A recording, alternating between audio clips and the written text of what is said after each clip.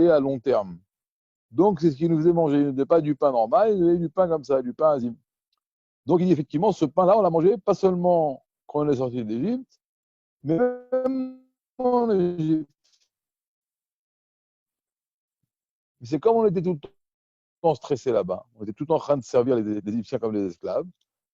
Alors, même quand on faisait du pain dans nos fours, on n'avait pas le temps de le laisser monter. On sortait vite du four, on le mangeait comme ça. Le rabbi, il dit que le Maharal de Prague, il renie ces deux commentaires. Il dit pourquoi? Il dit c'est bien beau ce que vous dites, mais c'est écrit nulle part. Ni dans la Gemara, ni dans le Chumash, ni dans la Mishnah. On ne peut pas inventer une svara qui n'a aucune source. Donc le rabbi ramène au nom du Maharal de Prague qui repousse le Abrabanel et qui repousse le Aboudraham, qui dit que c'est écrit, il n'y a aucune allusion ni dans la Torah écrite ni dans la Torah orale que lorsqu'on était en Égypte, on mangeait de la matzah, ou de par la raison, parce que les Égyptiens nous faisaient manger ce pain-là, parce qu'il est long à digérer, etc., comme on l'a dit auparavant, ou alors parce qu'on n'avait pas le temps de laisser le pain monter, donc on mangeait ça tout le temps. C'est écrit nulle part. Alors en vérité, le Rebbe, il explique que cette phrase-là, El Achmania, ça c'est le pain de la pauvreté le patriarche en mangeant en Égypte. Le Rebbe dit que c'est une phrase qu'on dit pour répondre à une grande question qu'un enfant qui est assis au Seder il a. Alors nous, c'est des questions qu'on ne se pose pas malheureusement, parce qu'on n'est pas normal, mais c'est une question que le rabbi se pose. On dit à un enfant, assis-toi au Seder. On lui a acheté une belle cravate, une belle chemise, un beau costume. On dit qu'il faut mettre des beaux kélim sur la table. On met du vin, on met de l'argent, des verres en argent. Et on dit qu'on va boire à coudée. Pourquoi? Parce que ce soir, c'est la soirée de la liberté, la soirée de la Géoula, la soirée de la délivrance. Et là, l'enfant, il a une grande question. Il dit, je comprends pas, papa. On est en exil. On est en exil. Cette année, la question est encore plus forte. D'accord? On est en exil. Il y a des pauvres. Il y a des pauvres qui n'ont pas de quoi manger. Donc, on doit les inviter à table pour qu'ils mangent. Il y a des pauvres qui n'ont pas de quoi acheter du vin et des matzot. Il y a même des Rechaim, à un tel point qu'on voyait dans la Haggadah que s'il aurait été là-bas, il aurait un égal. On dit au rachat qui est assis à la Haggadah, toi, si tu aurais été là-bas, tu n'aurais pas été livré.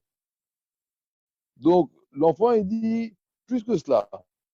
Dans l'exil dans lequel on se trouve, Om dimalenu echaloteinu.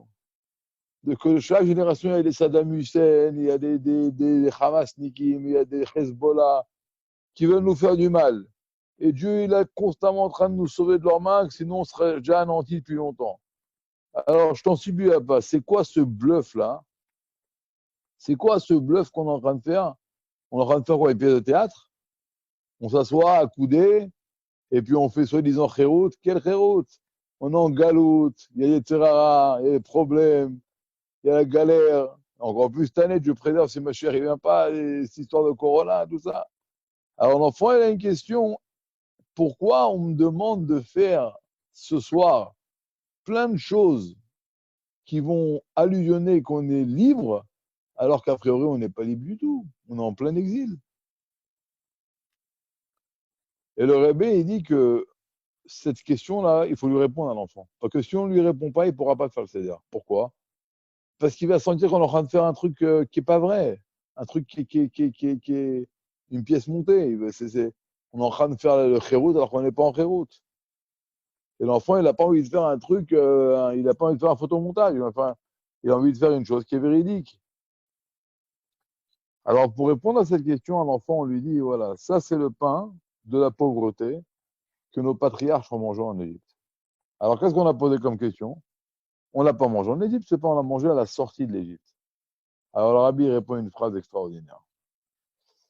Il dit, c'est vrai, géographiquement, ce pain, on l'a mangé à la sortie de l'Égypte. On ne l'a pas mangé en Égypte. Alors, pourquoi dans la Haggadah, on dit, ça c'est le pain de la pauvreté que nous avons mangé en Égypte? Le rabbi, il dit, il faut savoir une chose. Un homme, il ne se trouve pas là où son corps se trouve. Un homme se trouve là où son nefesh se trouve. Et bien qu'on est sorti d'Égypte,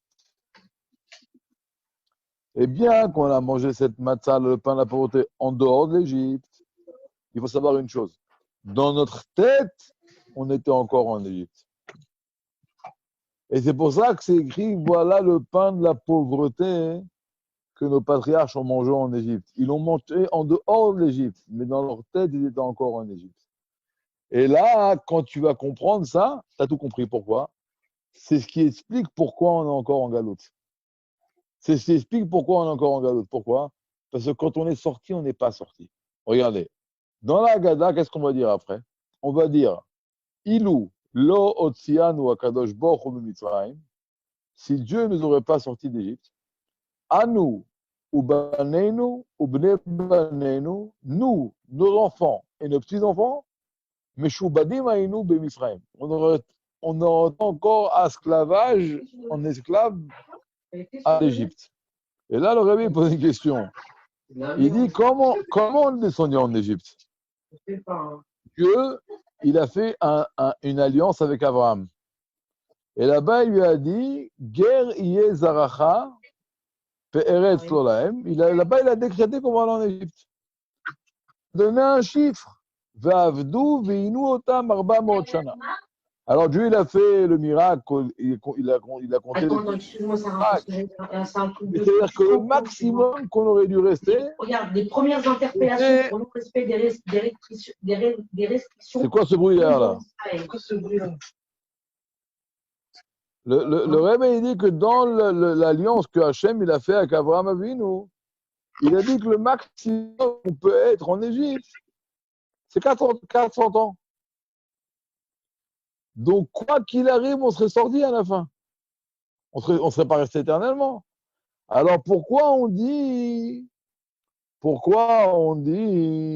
si Dieu ne nous aurait pas sorti d'Égypte, alors nous et nos enfants et nos petits-enfants, on sera encore là-bas? Non, on ne serait pas encore là-bas. Il y a plus que ça, il y a une prophétie, Vedor Revi'i Yashuvuena, que la 4e génération, elle sortira d'Égypte et retournera dans la terre d'Israël. Alors le Rebbe, il dit une explication extraordinaire. Quand nous, on est sortis d'Égypte, on était plongés dans la Touma. C'est Dieu qui nous a tirés. Dieu, il a mis un aimant et il nous a sortis. Maintenant, qu'est-ce qu'ils ont fait les Juifs à ce moment-là? Ils se sont sauvés. Pourquoi ils se sont sauvés?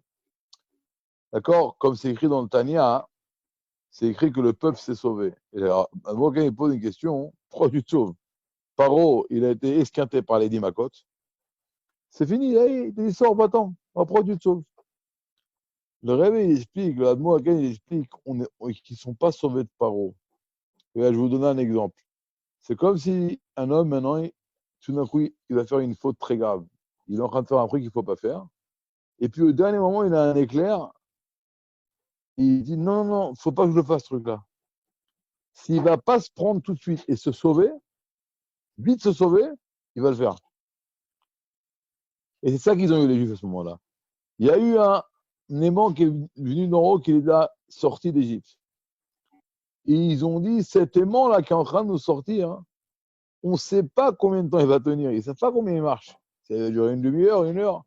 Alors, qu'est-ce qu'ils ont fait? Ils se sont sauvés. Mais de qui ils se sont sauvés? Pas de Paro. Le Hadmour dit ils se sont sauvés de leur propre mal qu'il y avait dans leur âme. Ils se sont sauvés d'eux-mêmes, en vérité. Si maintenant il y a un aimant qui nous tire dehors, viens, on sauve. Mais quand ils sont sortis, dans leur tête, ils étaient encore en Égypte. Ils étaient encore en Égypte. Et comme ils étaient encore en Égypte dans leur tête, ça ne pouvait pas être une Géoula Shlema. Et c'est pour ça qu'il y a jusqu'à aujourd'hui des pauvres, il y a jusqu'à aujourd'hui des Réchaïm, jusqu'à aujourd'hui des gens qui veulent nous faire du mal, il y a encore des galères. Alors là, il y a une grande question. Si on n'est pas vraiment sorti d'Égypte, et à cause de ça, on est encore en exil maintenant. Alors maintenant, on va répondre à la question que je pose auparavant. Comment on peut dire que nous, on serait encore asservis en Égypte alors que Dieu a fait un décret de 400 ans? Alors il dit non, après 400 ans, on serait sorti. Donc Dieu l'a décrété avec Abraham. Mais vous savez ce qu'on aurait fait? On serait sorti, on serait retourné. On serait sorti, parce que Dieu l'a décrété qu'on sort, et on serait retourné. Et la preuve, à chaque fois qu'il y avait un petit problème dans le désert, qu'est-ce qu'ils disaient les Juifs à Moshe Rabbeinu? Pourquoi on est sorti, puis on retourne en Égypte? Ils ont pleuré là-bas, on était tranquille là-bas, et pourquoi tu nous as ramenés ici? Parce que dans leur tête, ils étaient là-bas. Dans leur tête, ils étaient là-bas. Ils n'arrivaient pas leur corps est sorti de l'exil, mais l'exil n'est pas sorti d'eux. Et c'est pour ça qu'on dit dans la Haggadah, ça c'est le pain de la pauvreté que nos pères ont mangé en Égypte. Ils l'ont mangé en dehors de l'Égypte, mais dans leur cerveau, ils étaient en Égypte. Et là, le Rebbe posé une question. Alors, si c'est comme ça, alors pourquoi on fait la fête de Pessah? Alors, on est en exil, c'est une galoute. Qu'est-ce qu'on va me dire?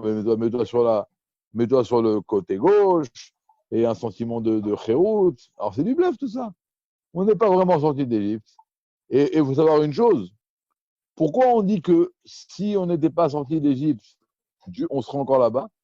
L'aimant qu'a sorti le peuple juif d'Égypte, écoutez bien ça, ce que le Rabbi explique. Il est encore en train de travailler. Si Dieu il arrête l'aimant, on va retourner là-bas. Parce que dans notre tête, on est des galoutiens. Dans notre tête, on est des galoutiens. C'est comme on dit, il y a un exemple qui est ramené dans l'Admour Emsaï, dans les Mamarim du Rabbi Admour Emsaï. Il ramène un exemple d'une famille qui a été jetée dans un puits. Et bon, bien sûr, ils étaient conscients que c'était un puits. Et tous les jours, il y avait là-bas une petite porte en haut. On leur faisait descendre d'en haut du pain et de l'eau. Bon, les enfants sont nés dans un puits. Et là, les parents ont expliqué aux enfants, vous savez, c'est un puits. Et à l'extérieur, il y a un monde. Il y a un monde.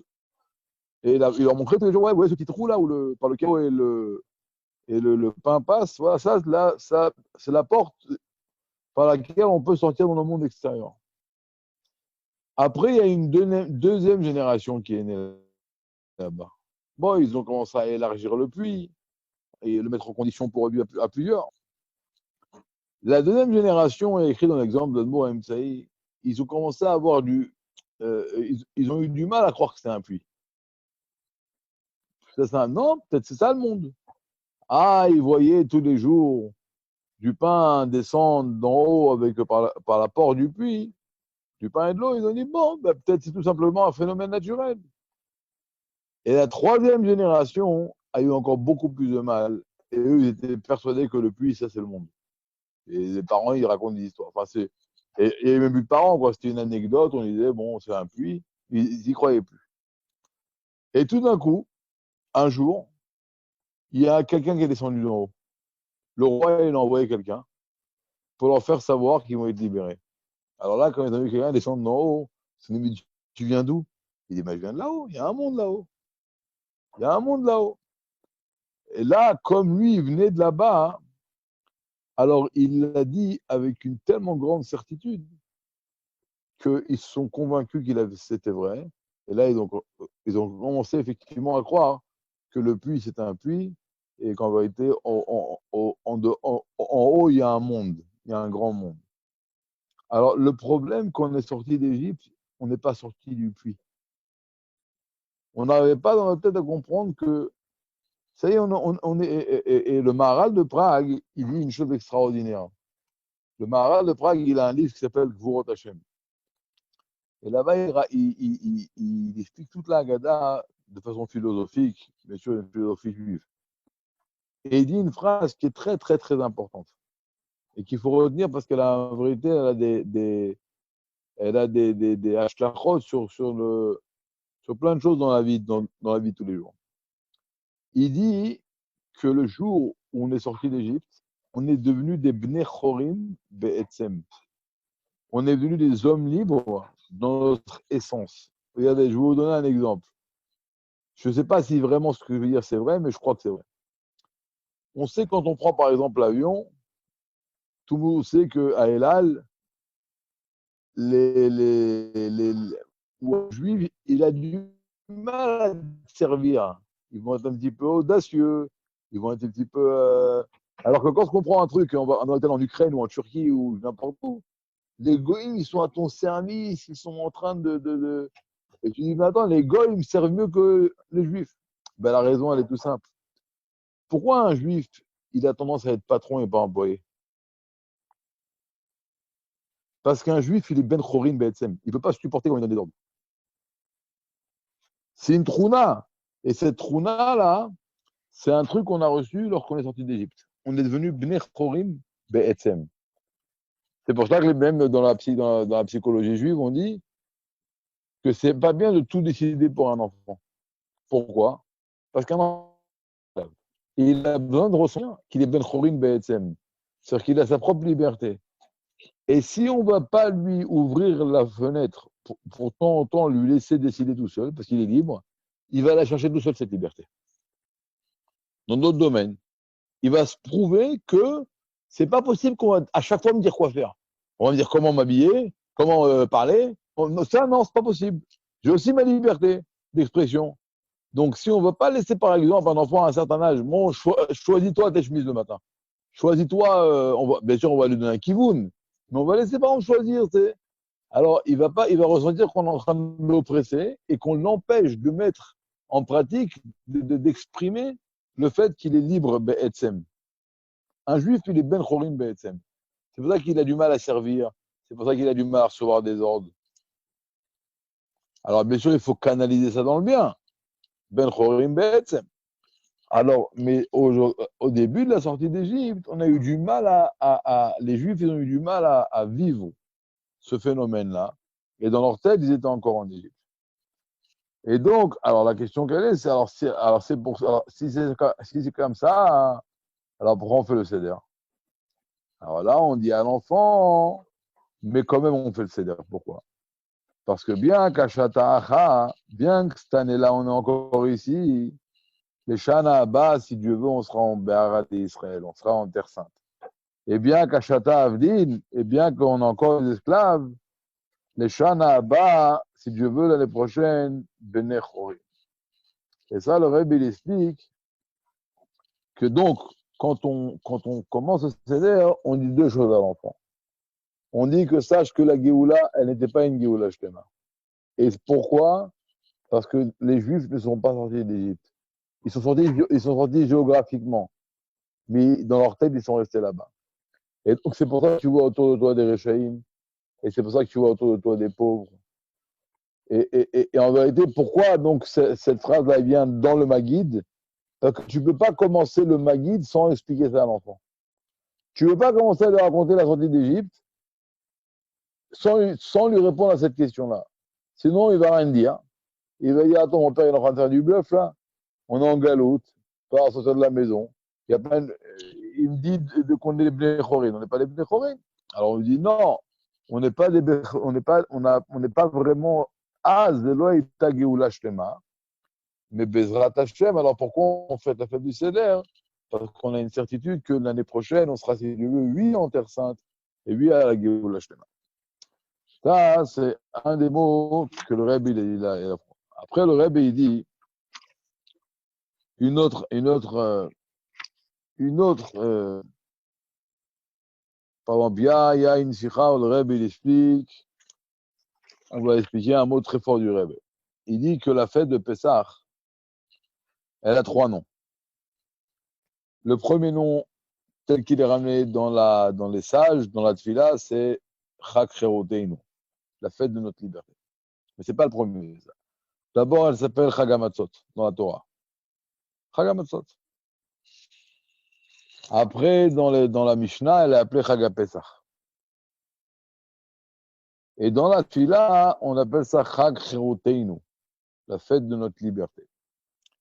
Alors, puisque la fête de Pessah, elle a 3 noms, on est obligé de dire que ces 3 noms-là, ils mettent en relief 3 aspects différents dans la fête.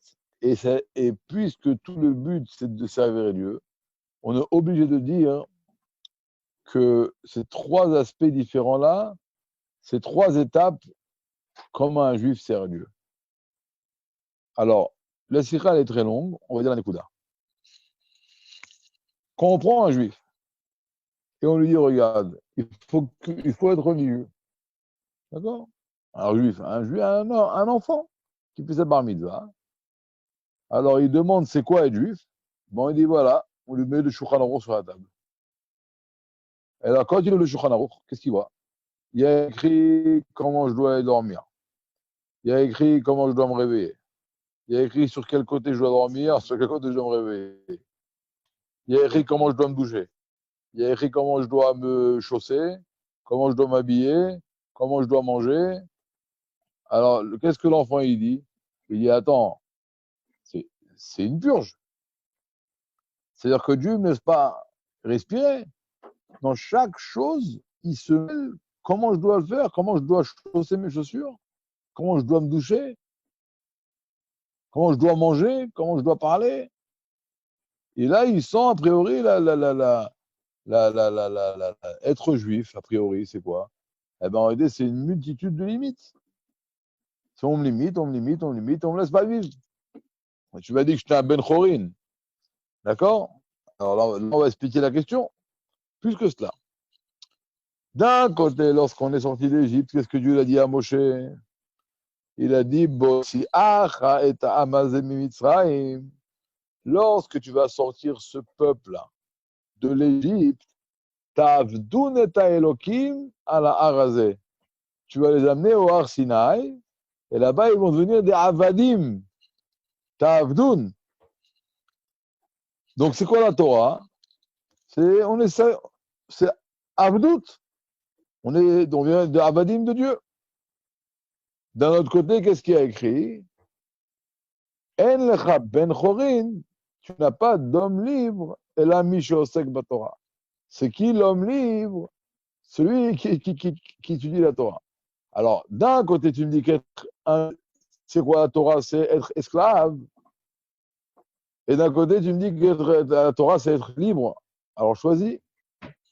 Alors, ça, d'abord, avant de répondre à cette question, on va expliquer, ça c'est le premier nom de la fête, Chag HaMatzot. C'est quoi Matzah? C'est Bitoul. Pour être un juif, pour accepter d'être un juif comme le Shulchan Aruch demande, il faut beaucoup de Bitoul. Il faut beaucoup de Bitoul pour accepter ça. D'accord? Vous êtes prêts à prendre sur nous un code de vie qui nous laisse aucun domaine dans notre vie où il ne va pas se mêler comment se comporter. Oui, effectivement, il se mêle comment on doit se comporter. Alors, il faut beaucoup de soumission. Il faut beaucoup de soumission. Il faut beaucoup de soumission. Ça veut dire chaque chose, Dieu me demande, il me dit comment faire. Et j'ai pas le. Donc, il faut beaucoup de bitoul. Ce bitoul-là qu'on a besoin d'avoir pour commencer à servir Dieu, il met en relief dans le mot Chag HaMatzot. Maintenant, on va expliquer, est-ce que la Torah, c'est être esclave ou est-ce que la Torah, c'est être libre? Alors, il faut savoir une chose. Les sages disent qu'un juif, il ressemble à un poisson. Lorsque Rabbi Akiva a continué à enseigner la Torah, malgré le décret des Romains, que celui qui enseigne la Torah, il est passible de mort. Alors, il y avait là-bas un autre Tana qui s'appelait Rapapous Ben Yehuda. Et la Mara Brachot, tout le monde connaît cette histoire, il a demandé à Rabbi Akiva comment tu oses enseigner la Torah à tes élèves alors que les Romains ont mis en garde que c'est passible de mort. Et là, comme c'est connu, Rabbi Akiva a donné l'exemple d'un renard qui marchait au bord du fleuve et qui a vu des poissons dans l'eau.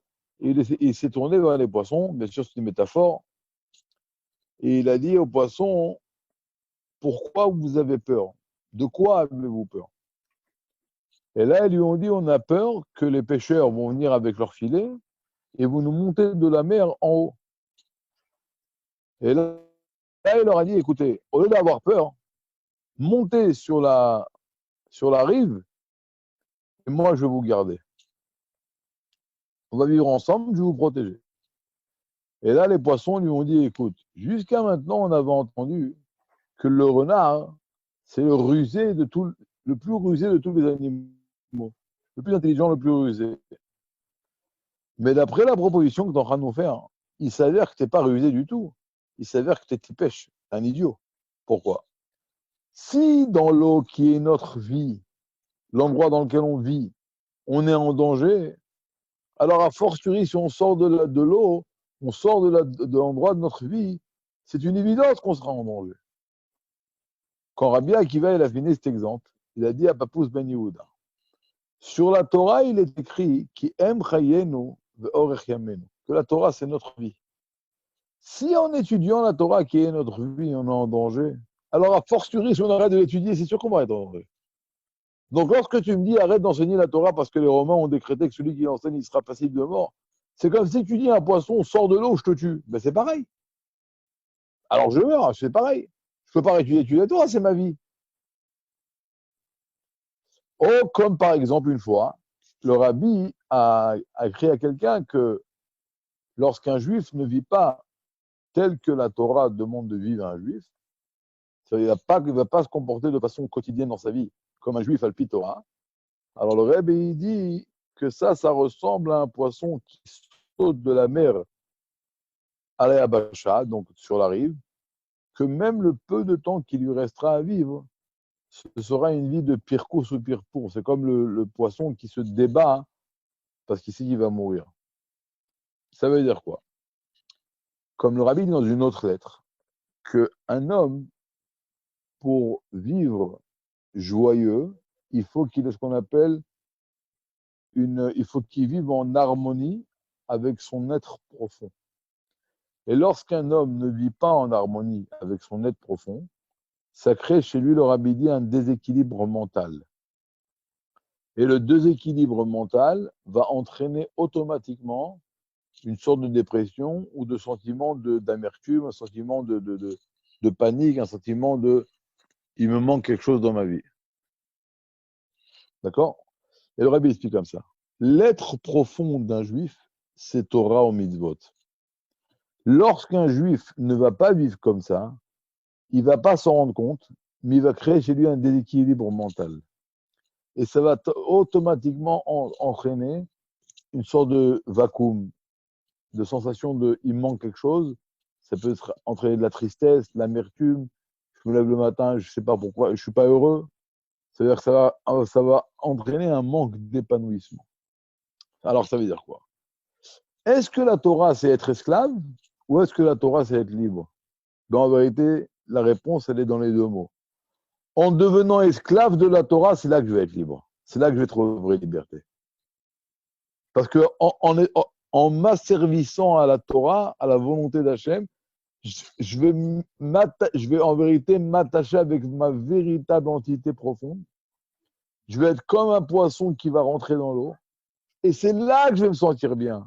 C'est là que je vais me sentir Ben Chorin. C'est à ce moment-là que je vais me sentir Ben Chorin. D'accord? Et là, le rabbi dit une chose plus forte. C'est connu qu'en Égypte, les Égyptiens nous ont asservi à Avodat Parer.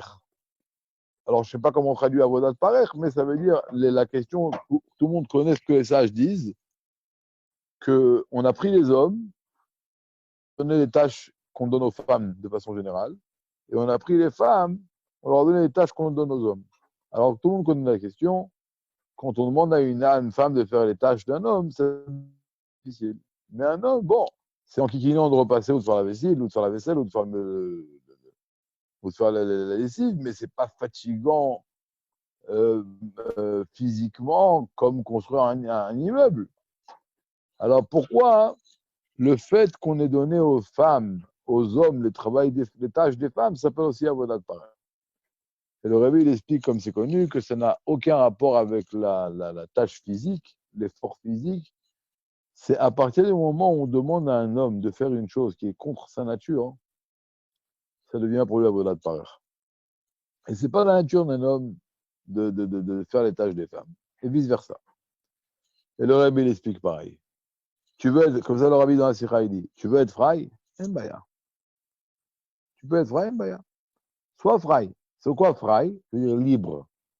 Dis, moi, je suis libre, moi, il n'y a pas de Shabbat chez moi, il n'y a pas de kashrut, il n'y a pas de sniout, il n'y a pas d'idourim à Pessah, laisse-moi tranquille.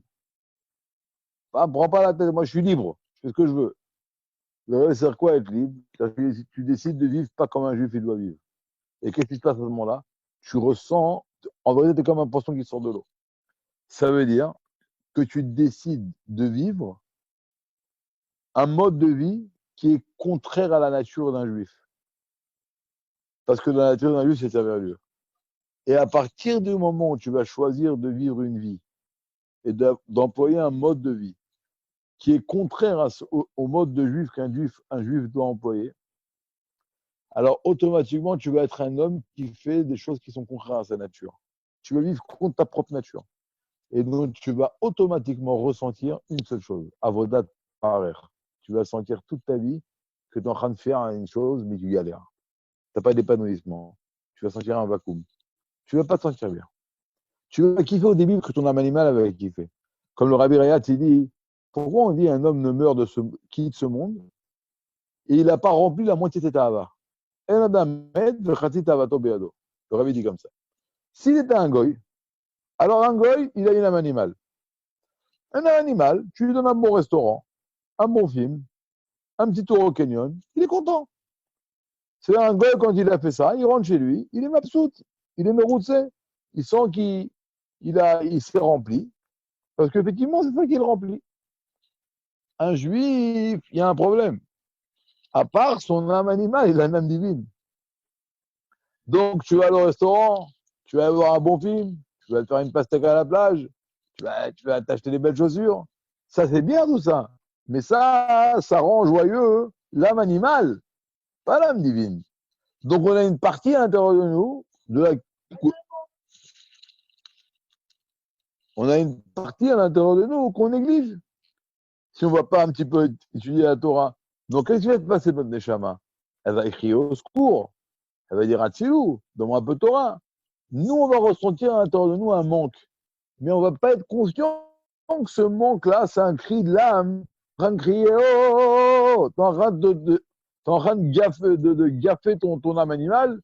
Tu es en train de la donner Bekef. Et moi, tu m'as complètement oublié. Donc elle crie. Mais nous, on ne sait pas que c'est elle qui crie. On croit qu'il nous manque une voiture. On croit qu'il nous manque une paire de chaussures. Donc on va faire encore un tour chez Castro. On va retourner chez Zara.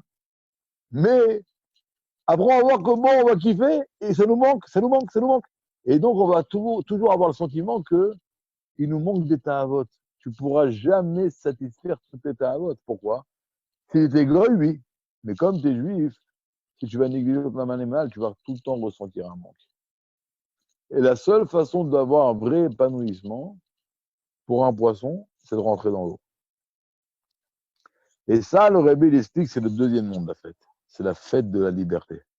Mais ce nom-là, la fête de la liberté, il vient seulement après quel mot? La Hagamatzot. Quand tu vas t'annuler à Dieu, tu vas vivre comme un juif, il doit vivre. C'est à ce moment-là, et seulement à ce moment-là, que tu vas pouvoir ressentir Hagachirut, la vraie liberté. C'est à ce moment-là que tu vas dire, ah, je suis un homme libre, je suis un juif libre. Parce que la vraie liberté d'un juif, c'est de vivre comme un juif, il doit vivre. C'est ça la vraie liberté. Et c'est quoi le troisième nom de la fête? Le troisième nom de la fête, c'est Chag HaPesach, qui veut dire un saut, un diloug. Lorsque tu vas t'annuler à Dieu et ressentir ce sentiment-là de liberté, alors tu vas ressentir un autre sentiment, un sentiment de diloug, un sentiment de élévation, comme sur un trampoline, parce que tu vas sentir qu'en vérité, c'est toi. Donc tu vas ressentir un Pesach, une itromémout, une élévation et une joie profonde et intense qui va remplir ton cœur. Et tu vas ressentir un épanouissement extraordinaire. Et ça, c'est les trois noms de la fête. Les trois noms de la fête, le Chag HaMatzot, Chag HaPesach. Et c'est pour ça que le Rabbi, là-bas, il dit une chose extraordinaire. Il dit, c'est pareil dans le Chinour. Il dit, d'un côté, il est écrit que lorsqu'un élève est assis devant son maître, il doit être assis d'une telle façon que Siftotav, notre faute mort, que ses lèvres bavent tellement qu'il a la crainte de son maître. D'un autre côté, c'est écrit que Rabat, au Rabat de Girsaot, avant de commencer un cours de Torah, il faisait une blague. Le grand savant Tania. Il dit une petite blague, les enfants, les élèves souriait, était joyeux. Et là, il commençait le shiur. Alors, Rabbi, je ne comprends pas. D'un côté, les sages, ils nous racontent que lorsqu'il a vu assis dans son maître, il doit être assis dans la crainte. Et après, elle nous raconte une autre histoire. Lébi, elle nous raconte une autre histoire. Que Rava, quand il commençait son shiur, il commençait avec une blague. Alors, si je commençais avec une blague, il devait choisir, est-ce que tu veux que la vie soit assis avec un sentiment de crainte ou alors, je lui dirais une blague pour qu'il soit effectif. Le Rebbe dit, mais ce n'est pas une contradiction. Pourquoi? Le Rebbe dit comme ça. C'est très très beau ce que le Rebbe dit. Il dit, ça qu'on exige d'un élève d'être assis avec un sentiment de crainte et d'annulation, c'est la deuxième étape. Mais avant de demander ça à un élève, il faut birral que l'enfant il soit intéressé à t'écouter. Il faut que l'enfant il soit intéressé à recevoir de toi. Alors, s'il n'est pas intéressé à recevoir de toi, où est tout le monde là?